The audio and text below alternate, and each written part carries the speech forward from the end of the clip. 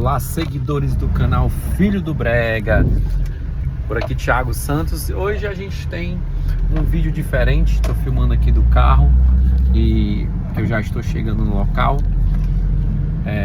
Como eu já tinha divulgado, vai ter um evento em homenagem a Genival Santos, feito pelo meu irmão Rodrigo Santos.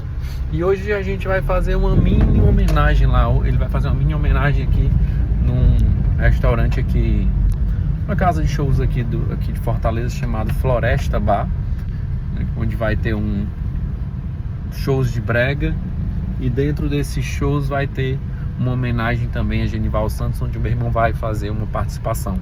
E eu vou filmar lá, fazer uns vídeos para mostrar para vocês, divulgando aí essa arte, para vocês conhecerem também um pouco. E não esquece, dia 27 tem um tributo a Genival Santos com orquestra. Vamos lá.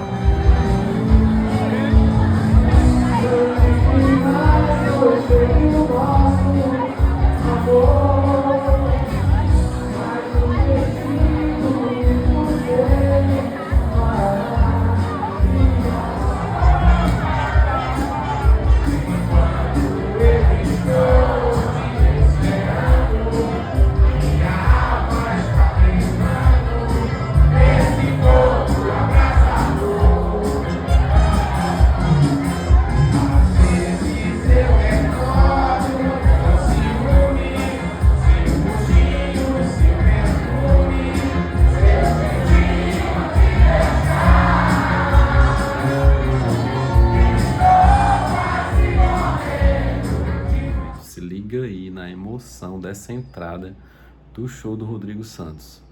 Olha aí o público vibrando com a música do Genival. Coisa linda, maravilhosa. Assistam aí para vocês verem.